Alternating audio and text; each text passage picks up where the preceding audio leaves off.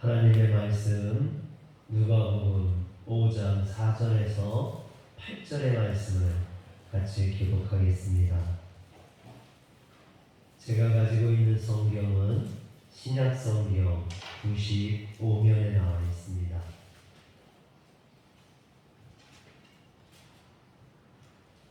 누가복음 5장 4절에서 8절의 말씀입니다. 말씀을 마치시고 시몬에게 이르시되 깊은 데로 가서 그물을 내려 고기를 잡으라.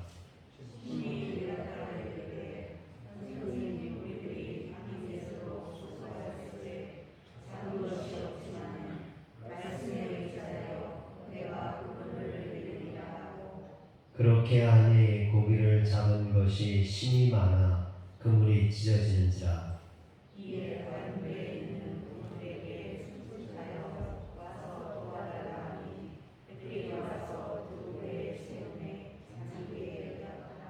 시몬 베드로가 이를 보고 예수의 무릎 아래에 엎드려 이르되 주여 나를 떠나소서 나는 죄인으로소이다 하니 아멘. 할렐루야. 오늘도 우리 성도님들에게 하나님의 크신 은혜가 임하길 주의 이름으로 축원합니다. 오늘 말씀은 사실 7월달에 한번 제가 전했던 말씀입니다. 제가 요즘 다시 읽다가 이 말씀에 다시 은혜가 되어서 우리 성도님들과 한 번 더 나누고자 합니다. 우리나라의 최초의 목사님 중에 한 분이셨던 이기풍 목사님은 본래 평양에서 유명한 그런 깡패였습니다. 이기풍 목사님이 선교사들이 입줄대며 다니는 것을 보기 싫어했어요. 그때 당시에 평양에 마페 선교사님이라는 선교사님이 있었는데 한국 이름으로는 마포 삼열 선교사님입니다. 이삼열 목사님이 아니라 마포 삼열이에요. 이분이 평양에다가 교회를 건축할 때 이 이기풍, 그때는 깡패였죠. 이기풍 씨가 깡패들을 동원해가지고 교회 예배당을 때려 부수고 시장에서 전도하고 있던 이 마포 삼열 선교사님을 돌을 던져서 턱을 깨뜨렸던, 그래서 이 마포 삼열 선교사님 저하고 비슷한 것 같아요. 저 또 턱을 다쳤는데 그분도 턱을 다치시고 이름도 비슷하시고, 이 마포 삼열 선교사님에게 돌을 던져서 다치게 해놓고 원산으로 도망을 갑니다. 그러다가 그 원산에서 깜짝 놀라는 일이 벌어져. 마포 삼열 선교사님하고 비슷한 사람을 거기서 만나게 되는 거예요. 그래서 깜짝 놀라게 되고, 그러면서 꿈에 이기풍 목사님에게 기풍아 네가 왜 나를 핍박하느냐 그런 말씀을 듣게 되고 예수를 믿게 됩니다. 그 사람은 마포 선교사님이 아니라 바로 스왈렌 선교사를 만나게 돼서 스왈렌 선교사를 통해서 예수를 믿게 되죠. 그리고 이기풍 목사님 한국인 최초의 7명의 목사님 중에 한 분으로 목사 안수를 받고 제주도로 가셔서 제주도에 처음 복음을 전하는 분이 됩니다. 그리고 그 신사참배 일제시대 때 신사참배를 하다가 신사참배에 반대를 하다가 옥에 갇혀서 순교를 하게 되는 그런 분이죠. 또 여러분들 우리 초대교회 그런 유명한 목사님 중에 김익두 목사님이라는 분도 계셔요. 이 김익두 목사님은 아낫돌 호랑이로 유명하시죠. 본래 황해도 아낫군에서 개망난이로 살다가 스왈렌 선교사님의 전도로 예수를 만나고 개가천선하여서 목사님이 된 분입니다. 이런 김익두 목사님에 대한 일화들이 많은데요. 이 김익두 목사님이 자신이 변화됐다는 걸, 자신의 옛날 개망난이 김익두는 죽었다고 그래서 방을 붙이죠. 김익두는 죽었다 이렇게 방을 붙입니다. 그런데 사람들이 보니까 김익두가 돌아다니거든요. 그래서 이게 죽었나 살았나 알아보려고 김익두 목사님이 지나가는데 부정물을 막 끼얹어 버립니다. 그랬더니 김익두 목사님이 예수는 내가 믿고 복은 네가 받았다고 이런 유명한 말을 남기게 되죠. 또 김익두 목사님이 부흥회를 인도하러 가다가 언덕 위에서 이제 쉬고 있는데 술 취한 사람이 올라와가지고 이 김익두 목사님에게 왜 나보다 먼저 올라왔느냐고 시비를 걸고 막 때리게 됩니다. 그래서 한참 받고 있다가 김익두 목사님이 내가 김익두요 그랬더니 그 때리던 사람이 놀라가지고 무릎 꿇고 용서를 빌게 되죠. 그래서 김익두 목사님이 그 사람을 데리고 부흥회에 가가지고 그분이 예수를 믿고 그 교회 장로가 되는 그런 일이 벌어지게 됩니다. 이기통 목사님이나 김익두 목사님은 다 예수를 믿고 변화된 사람이죠. 깡패로 살다가 개망난이로 살다가 예수님을 믿고 변화된 사람. 오늘 이제 성경에도 보면 예수님을 만나고 변화된 사람들 참 많이 나옵니다. 우리가 마찬가지죠. 예수님을 믿고 변화된 사람들 아닙니까? 성경에도 보면 그런 사람들이 많이 나오는데 누가복음 19장에 나오는 삭개오가 그 대표적인 인물이라고 볼 수 있죠. 삭개오는 세리장으로 당시 유대 사회에서는 죄인에 해당됐습니다. 동족의 돈을 갈취하여 자신의 탐욕을 채우는 원수인 로마에 그것을 바쳐 호의호식하던 사람입니다. 그런데 이런 삭개오를 주님이 부르시고 그의 집에 들어가셨을 때 삭개오가 뭐라고 고백을 합니까? 누가복음 19장 8절에 다 같이 한번 읽을까요? 시작. 네, 삭개오가 가서 주께 여쭤 주여 보시옵소서 내 소유의 절반을 가난한 자들에게 주겠사오며 만일 누구의 것을 속여 빼앗은 일이 있으면 내가 내게나 갚겠나이다. 아멘. 여러분 죄인이 의인이 되고 남의 것을 토색하던 자가 나누어주고 베푸는 자가 됩니다. 이처럼 예수님을 만난 사람들은 변화됩니다. 여러분들은 예수님을 믿습니까? 아침들을 안 드시고 오셨죠? 여러분들은 예수님을 만나셨습니까? 그러면 여러분들은 변화되셨습니까? 아멘이 좀 작은데 여러분 예수님은 만난 것 같긴 한데 변화는 안 됐나요? 여러분 예수님은 변화의 시작입니다. 누구든지 예수님을 만나면 이전 사람은 죽고 새 사람으로 변하는 줄 믿으시길 바랍니다. 누군가 저에게 신앙생활이 뭐냐고 물어봐요. 여러분 신앙생활이 뭐라고 대답할 겁니까? 신앙생활은 뭡니까? 저는요 신앙생활이란 보호자와 함께하는 그런 인생길이다 라고 말하고 싶습니다. 제가 전에 도가니라는 영화를 본 적이 있는데 한 청각장애인 학교에서 실제로 일어났던 일들을 그런 사건들을 다룬 그런 영화죠. 장애를 가진 아이들을 돌봐주고 보호해줘야 될 학교 관계자들이 어리고 힘없는 청각장애 아이들을 성폭행하는 그런 천인공노할 짓을 저지릅니다. 그런데 이 아이들 중에서도 특별히 부모가 없거나 또는 부모가 이혼해서 돌봐줄 수 없는 아이들, 또 부모가 장애가 있어서 보호해줄 수 없는 아이들, 그런 아이들만 골라서 그런 몹쓸 짓을 저지르죠. 그것을 보고 제가 깨달은 것은 보호자의 역할이 이렇게 중요하구나, 보호자가 있어야 되구나. 그래서 저희가 저희 아이들을 이렇게 불러놓고서나 얘기한 적이 있어요. 얘들아, 혹시 학교에서 무슨 일이 있거나 누가 너희들을 괴롭히고 힘들게 하면 그때는 아빠에게 꼭 얘기해줘야 돼. 그러면 아빠가 너희들 꼭 지켜줄게. 그랬어요. 그랬더니 사야가 진짜 전화를 했어요. 제가 신방가 있는데 아빠 우리가 운동장에서 축구하고 있는데 형들이 괴롭혀. 그러는 거예요. 빨리 와. 그런 거예요. 그래서 신방 끝나고 제가 막 차를 달려가지고 원래 학교 운동장에 차가 못 들어가는데 막 운동장을 가로질러가지고 들어갔어요.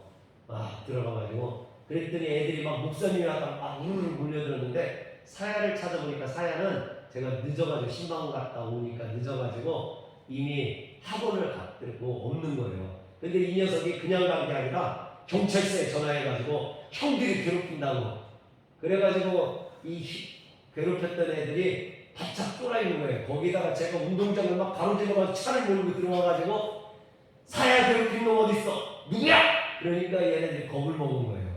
겁을 먹어가지고 하는 소리가 저기요, 제가 사야한테 뭐라고 한 건 맞는데요, 괴롭히려고 한 건 아니고요, 막 그렇게 얘기를 하는 거예요. 그래서 자초지종을 다 들어보니까 별거 아니더라고요. 그래서 야, 그러지 말고 사야하고 잘 놀아라 그랬더니 네, 잘 놀겠습니다 그래요.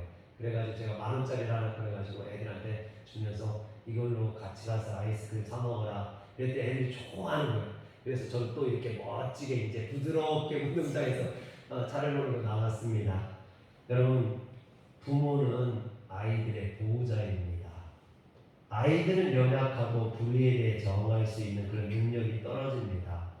만약에 부모가 없다면 그 아이들을 지켜줄 수가 없겠죠. 그러나 부모가 있다면 그 아이들을 함부로 할 수 없겠죠. 부모가 있으니까. 여러분, 그런데 아이들이 어렸을 때는 부모가 뭐든지 다 해결해 줄 수 있을 것 같고 아이들을 지켜줄 수 있을 것 같지만 사실 그렇지가 않죠. 우리가 사는 이 인생이 그렇게 만만하지 않습니다. 얼마나 험한지 모르죠. 내일 어떤 일이 일어날지 우리가 알 수 없습니다. 그런 인생길에서 만나는 이런 어려움들, 여러분, 부모가 다 해결해 줄 수 있는 일이 그렇게 많지 않더라고요. 부모가 해결해 줄 수 없는 일들이 더 많더라고요. 여러분, 그래서 우리가 꼭 깨달아야 될 건요, 부모도 나의 영원한 보호자가 아니라는 겁니다. 그러면 우리의 영원한 보호자는 누구십니까? 바로 하나님 한 분밖에 없는 줄 믿으시길 바랍니다. 하나님만이 우리의 보호자가 되신다는 겁니다. 여러분, 여기 있는 목회자도 보호자가 아니에요. 물론 제가 여러분들을 축복하고 하나님의 말씀을 전합니다만 그러나 저도 보호자가 아닙니다. 가끔 보면 목회자 때문에 상처받고 시험 들었다는 분들이 있는데요, 이런 분들은 목회자를 보호자라고 생각을 합니다. 그렇지가 않아요. 목회자는 보호자가 아니라 보호자 되시는 하나님을 소개하는 사람, 그 하나님 앞에 인도하는 사람, 그게 목회자지 보호자는 하나님이신 줄 믿으시길 바랍니다. 그렇다면 우리의 참된 보호자 되시는 그 하나님은 어떤 하나님이냐는 거죠. 오늘 말씀 누가복음 5장에 보면 그런 주님을 만날 수 있습니다. 오늘 말씀의 배경을 보면요, 갈릴리 바다라고 부르는 그 게네사렛 호숫가입니다. 지금 이 게네사렛 호숫가에 난리가 났어요. 수많은 사람들이 모여들었어요. 엄청난 인파가 이 게네사렛 호숫가에 몰려드는 거예요. 그러면 왜 이렇게 수많은 사람, 그 많은 사람들이 몰려들었느냐? 그건 누가복음 4장을 보면 돼요.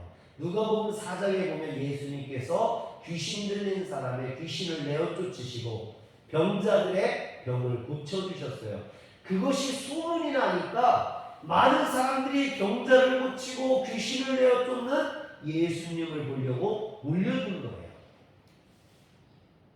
여러분, 아무것도 없이 그냥 말씀만으로 귀신을 내어 쫓고 병자를 고치는 이게 얼마나 신기합니까? 그러니까 이 예수님을 보려고 수많은 사람들이 모였는데 거기에는요, 갈릴리 어부들도 있고 농사꾼도 있고 또 부자도 있을 테고 바리새인이나 서기관들이나 이런 사람들도 있을 거예요. 이렇게 수많은 사람들이 모여들어서 지금 예수님을 보려고 예수님 앞에 진을 치고 있는데 정작 예수님은요, 그 수많은 사람들에게 눈길조차 주지 않으셨어요. 얼마나 잘난 사람들이 많이 있습니까? 그 중에는 얼마나 부자도 있습니까? 그런데도 주님은 그들에게 관심이 없으셨어요. 주님은 누구에게 관심이 있으셨느냐? 그 무리 중에 모이지도 아니하고 저쪽 한쪽 바닷가에서 지금 밤새도록 그물질을 했는데 고기 한 마리 잡지 못하고 지치고 피곤하고 낙심하고 실망해서 그 그물을 씻고 있는, 하루를 정리하고 있는, 여러분, 베드로를 주님이 집중하신 거예요. 이 베드로는요, 하루 벌어서 하루 먹는 사람입니다. 그날 고기를 잡지 못하면 가족들이 굶어야 되고, 지금 밤새도록 일했는데도 불구하고 하나도 수입이 없어요.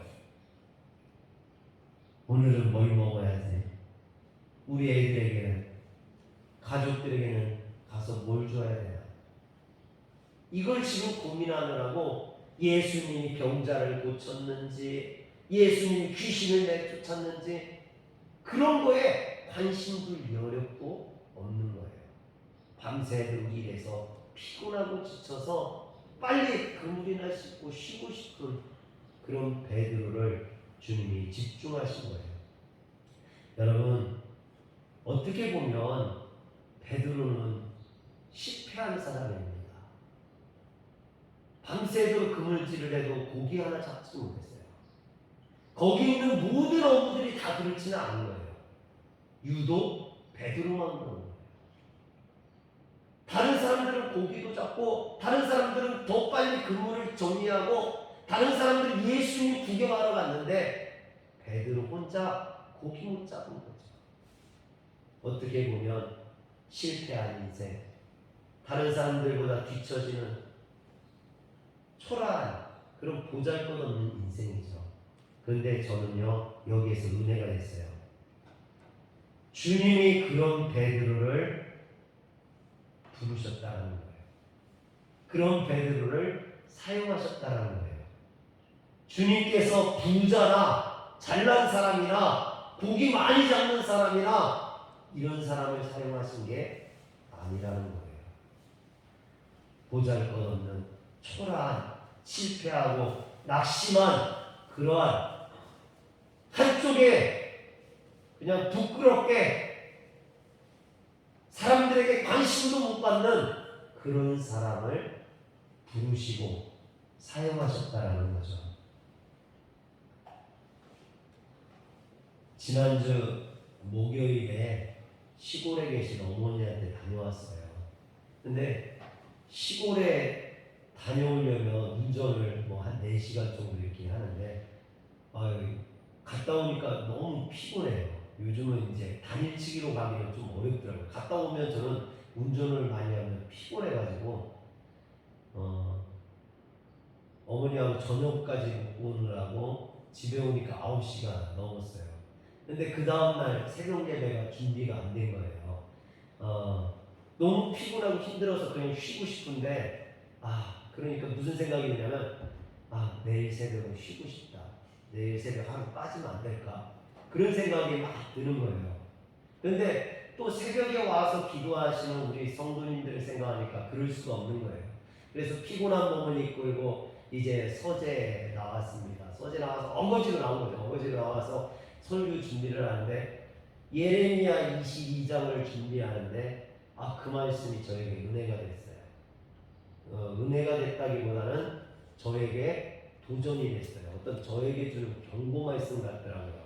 예레미야 22장에 보면은 유다 마지막 기죠. 유다가 멸망하기 전에 17대, 18대, 19대 왕인 여호아하스, 여호야긴 이 3명의 왕들에 대한 이야기가 나와요.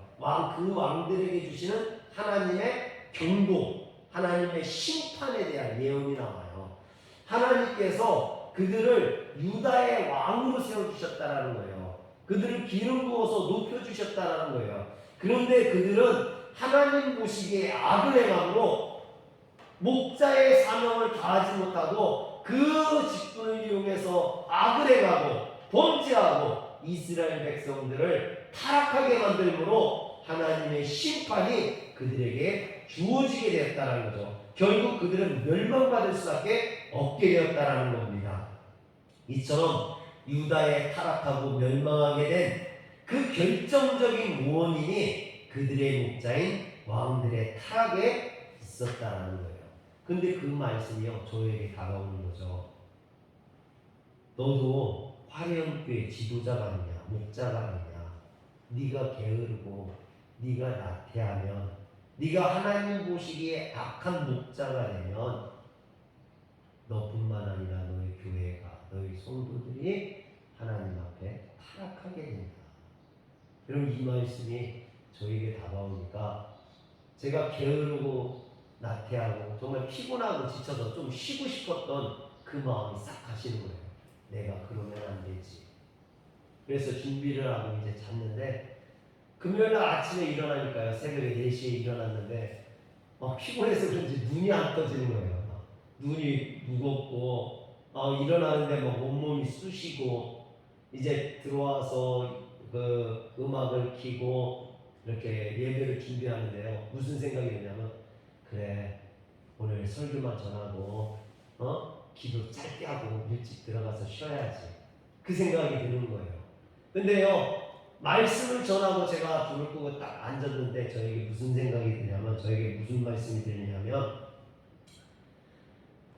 너는 하나님 보시기에 악한 목자니 선한 목자니, 그러시는 거예요.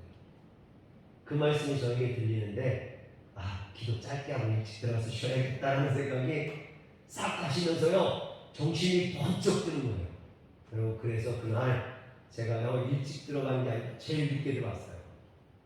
그날 그냥 대충 기도하고 들어가야지 했던 제가요, 얼마나 열심히 기도했는지 지금 보기 갔어요. 하나님 앞에 내가 이러다가는 하나님에게 책망받지, 그런 생각에 얼마나 울부짖었는지, 하나님, 내가 하나님 앞에 악한 목자가 되지 않게 하여 주옵소서. 아무리 피곤하고 힘들어도 저에게 맡겨진 사명을 제가 소홀히 여기지 않게 하여 주옵소서. 부족하고 연약한 저를 사용해 주시니 하나님 감사합니다.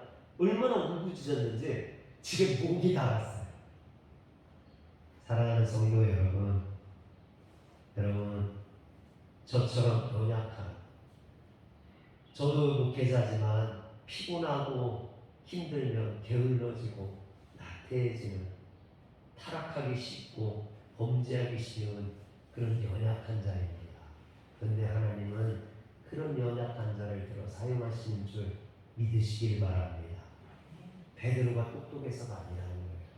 베드로가 잘나서, 베드로가 부자여서, 그래서 하나님이 베드로를 쓴 게 아니에요. 그 수많은 사람들 중에 베드로가 잘나서가 아니라는 거죠. 가장 부족하고 연약하고 보잘것없고 초라한 자인데도 불구하고 하나님이 그를 선택하셨다는 겁니다. 오늘 사랑하는 성도 여러분, 세상에 많은 교회들이 있습니다. 큰 교회도 많고 사람들이 많이 모이는 교회도 많아요. 근데 하나님께서 그런 교회가 아니라 작고 연약한 시골에 있는 이 화려교회를 주목하시는 줄 믿으시길 바랍니다. 유명한 목사님들 많죠. TV에 나오는 유명한 목사님들, 말 잘하고 똑똑한 목사님들, 박사학위 가진 목사님들 많아요. 그런데 그런 사람들이 아니라 정말로 연약하고 부족하고 초라한 저 같은 목사도 하나님께서 들어 사용하시는 줄 믿으시길 바랍니다. 실패한 마음을 보내고 낙심했던 베드로가 예수님을 만나고 변화되잖아요. 그런 베드로가 예수님의 수제자가 되고 한 번 설교에 5,000명을 회개시키는 그런 능력의 종으로 변하게 되잖아요.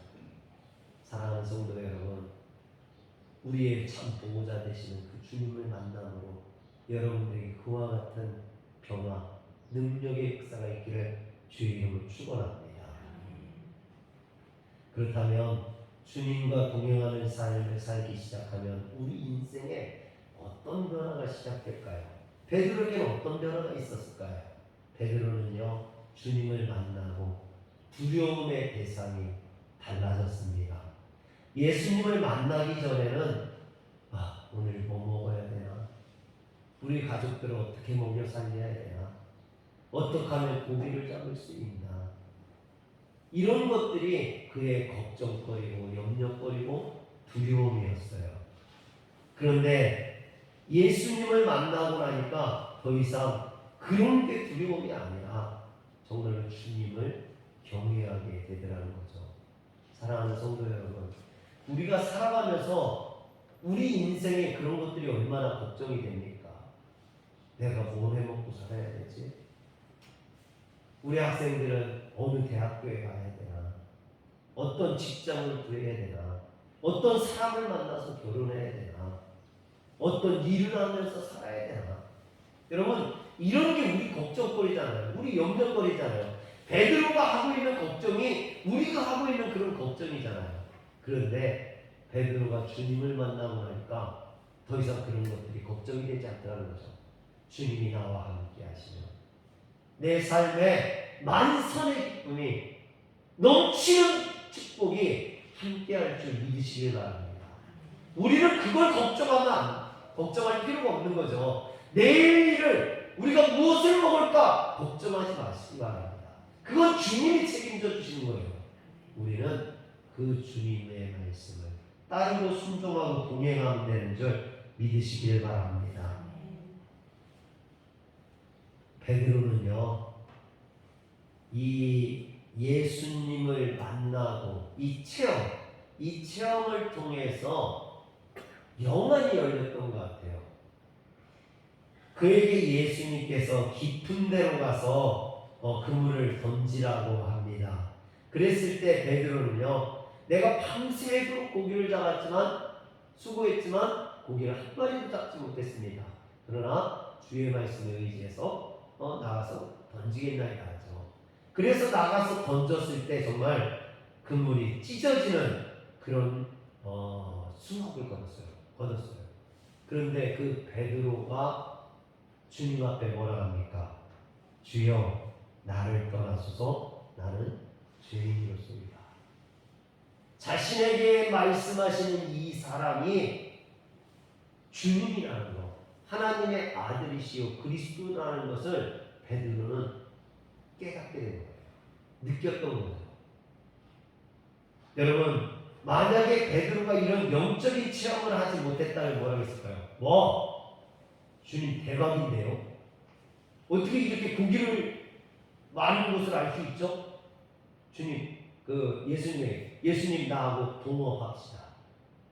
내가 고기 잡고 예수님을 알려주기만 하세요. 어디에 고기가 많은지, 이쪽인지 저쪽인지.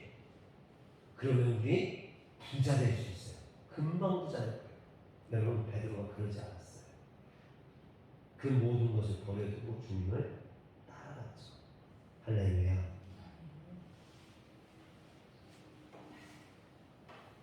그 주님 앞에 무릎 꿇고 고백하지 않습니까? 주님, 나를 떠나소서 나는 죄인이로소이다. 예수님께서 이 시몬 베드로에게 뭐라 합니까? 예수께서 시몬에게 이르시되 10절에 보니까 무서워하지 말라. 여러분, 이 베드로가 주님을 경외하고 두려워하고 무서워하고 존경하는 거죠. 베드로가 예수님을 두려워하기 시작한 겁니다.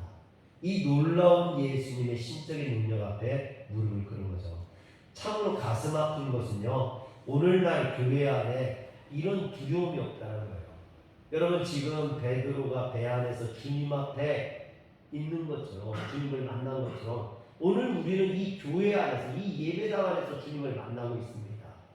주님을 만나고 있는데 나에게 이런 베드로와 같은 두려움과 경외심이 지금 있나요? 여러분, 베드로가 주님을 두려워하는 것처럼 나는 이 예배를 통해 하나님을 만나고 있는데 그 하나님을 만나는 두려움이 있느냐는 거죠. 예배에 대한 두려움이 있느냐는 거죠. 오늘날 많은 성도들이 하나님에 대한 이 두려움이 사라져버렸어요. 경외감이 사라진 거죠. 예배 드리면서 예배가 그냥 목사님에게 얼굴 보여주기 위한 것인지 좋은 말을 듣기 위한 것인지, 여러분, 의미 없는 무의미한 예배를 드리고 있지 않습니까? 베드로처럼 하나님을 경외할 수 있는, 두려워할 수 있는 우리가 되어야 됩니다. 그래서 AV 토저는 이렇게 말해요. 오늘날 많은 교회들이 기독교 진리에 물을 타고 있다. 그리하여 그것이 독이라 할지라도 그 누구도 죽일 수 없고 그것이 악이라 할지라도 그 누구도 고칠 수 없는 그런 정도로 붉어졌다. 우리의 신앙이 이처럼 나태해졌다는 거죠. 여러분, 그런데 한 가지 다행인 것은 이렇게 변한 것이 교회지 예수님이 아니라는 겁니다. 이렇게 능력 없는 것이 교회이지 하나님이 아니라는 거죠. 오늘 우리 교회가 주님을 잃어버리고 주님 앞에서도 두려워하지 않으므로 이렇게 무능력한 교회가 되었지만 다시 한번 주님을 만난다면, 그 주님을 깨닫게 된다면 놀라운 역사가 다시 일어나게 될 줄 믿으시길 바랍니다. 그런데 우리가 하나님을 두려워하게 되면요, 반대로 지금까지 우리가 두려워했던 세상의 그 두려움들은 아무것도 아닌 것이 되죠. 어렸을 때는요, 전설의 고향 보면요 얼마나 무서웠는지 몰라요. 그런데 아버지 품에 들어가면 그 무서움이 하나도 무섭지 않더라고요. 지나가다 보면 강아지만 만나도 무서웠어요. 근데 옆에 아버지가 있으면 그 강아지 무섭지 않아요. 여러분, 악한 마귀 권세들, 우리를 유혹하는 그 세상의 더러운 것들, 여러분, 우리가 두려워해야 될 존재지만 주님이 우리와 함께 하시는 그것들이 아무것도 아닌 줄 믿으시길 바랍니다. 고난도, 역경도, 여러분, 우리가 견디기 힘든 어떤 것도 주님이 함께 하시면, 주님이 우리의 보호자가 되시면 그 모든 것을 이겨낼 수 있는 줄 믿으시길 바랍니다. 지성에서 영성으로라는 책을 쓴 이어령 교수는요, 우리나라 최초의 문화부 장관을 지낸 분이시죠. 너무나 유명하신 분 아닙니까? 지성인의 대표로 무신론자였던 그가 2007년에 예수님을 믿게 되었습니다. 놀라운 일이죠. 그런데 그가 예수님을 믿게 된 것은 그의 딸 이민아 목사 때문이었죠. 이 이민아 목사는요, 아버지가 너무 유명해서 문화부 장관으로 너무 유명해서 어려서부터 그것에 대한 부담감과 두려움이 컸다고 그래요. 새 학기가 시작되면 선생님이 들어와서 이어령 교수님의 자녀가 누구니 이렇게 물어볼 정도로 그래서 그는 늘 그런 마음이 있었다는 거예요. 내가 이어령의 딸인데 나는 모범적이어야 되고 공부 잘해야 되고, 이런 부담감, 어떤 두려움이 있었다는 거죠. 저희 아이들도 그래요. 이사야, 이디야 그러면요, 선생님들이 물어보세요. 혹시 목사님 자녀니? 그런다는 거예요. 그래서 그렇다 하면은 뭐 조금 잘못하거나 조금 저기 하면요, 목사님 아들이 그러면 안 되지, 그런다는 거예요. 여러분, 이런 목회자 자녀만 돼도 그런데 유명한, 그것도 문화부 장관의 자녀였으니까 얼마나 그런 부담감이 있었겠습니까? 그런데도 불구하고 이렇게 그 아버지가 너무 잘나서 아버지하고 같이 할 시간이 많지 않았다는 거예요. 아버지가 늘 바쁘니까. 그래서 아버지가 좀 쉴 때 가서 얘기를 하면, 아빠 너무 피곤해, 지금 쉬고 싶어. 또는 아빠한테 가서 얘기하면, 아빠 지금 나가야 돼, 바빠, 이런다는 거죠. 그런데 그것이 이 이민아 목사에게 어렸을 때 그것이 상처가 되었대요. 저는 몰랐어요. 저도 그런 얘기를 많이 했거든요. 저희 아이들이 저한테 아빠 저하고 놀아요 그러면은, 아빠 지금 바빠, 설교 준비해야 돼, 아빠 신방 가야 돼, 늘 바쁘다고, 아빠 지금 피곤해, 이런 말들을 많이 했거든요. 그런데 그것이 자녀들에게 상처가 되더라는 거예요. 그래서 이 이민아 목사가 어렸을 때 아버지가 많이 바깥으로 나가시니까 집에 혼자 있을 시간도 많은데, 그럴 때는 두렵고 떨려서 잠이 안 왔대요. 불면증에 시달리게 되고, 그것이 어떤 두려움, 공포, 이런 것들에 휩싸이게 되면서 그것을 잊기 위해서 했던 게 뭐였냐면, 몰래 아버지 그 술, 위스키를 꺼내서 먹기 시작했대요. 근데 나중에 그것이 알코올 중독이 되게 됩니다. 이민아 목사는 바깥으로 볼 때, 겉으로 볼 때는요, 너무 잘났죠. 미국에 이민 가가지고 검사로, 변호사로 성공을 하고요. 엘리트 중에 엘리트가 됩니다. 결혼도 하고. 그런데 속을 들여다보면요, 늘 두려움과 공포, 그리고 어떤 불면증, 알코올 중독, 그래서 결국은 이혼하게 되고 암에 걸리게 되고 자녀가 죽고 또 어떤 암 때문에 실명의 위기에 빠지게 됩니다. 이런 막 어려움들을 겪고 고통을 겪고 그러다가 그 어려움 가운데 예수님을 만나게 돼요.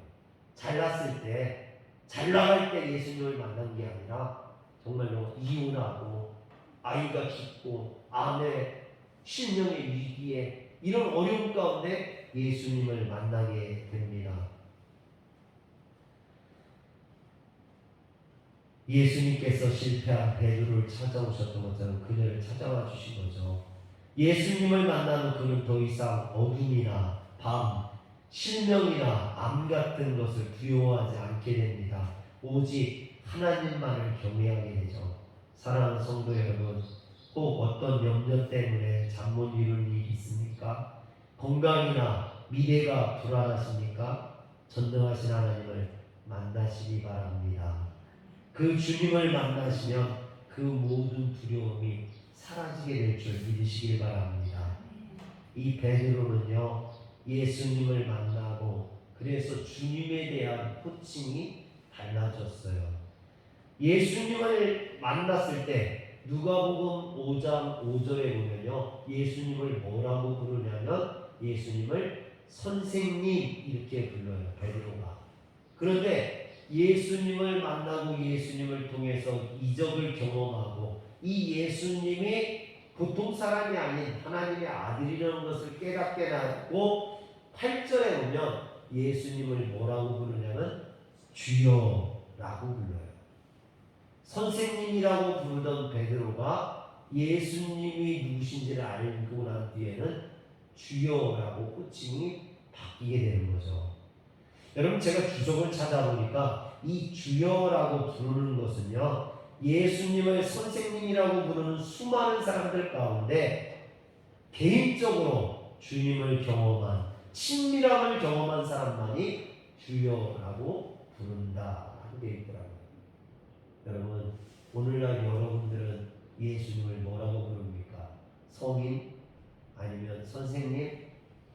오늘 우리의 고백은 주여가 되어야 돼요. 주님. 우리는 예수님을 만나는 사람이 되어야 됩니다. 창세기 1장에 보면 천지창조에 대한 이야기가 나오죠. 그런데 이 천지창조하시는 하나님의 이름이 나와요. 우리 성경에는 그냥 하나님이라고만 되어 있어요. 그런데 원어에 보면 이 창세기 1장에 나오는 하나님을 엘로힘 하나님이라고 해요. 한번 따라합시다. 엘로힘 하나님.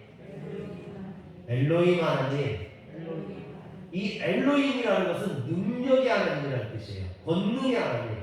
천지를 창조하신 그런 능력의 하나님을 나타낼 때 엘로힘 하나님을 써요. 그런데 창세기 2장으로 넘어가면 하나님께서 에덴 동산에 인간을 만드시는 장면이 나와요. 그때 하나님, 인간을 만드시고 인간과 관계를 맺으시는 하나님, 그 하나님은 우리 성경에 똑같이 하나님이라고 나오지만 원어에 보면 엘로힘 하나님이 나옵니다. 그럼 어떤 하나님이냐? 여호와 하나님이에요. 여호와 하나님. 여호와 하나님. 인간을 만드시고 그 인간과 관계를 맺으시고 인간을 돌보시는 하나님, 보호하시는 하나님.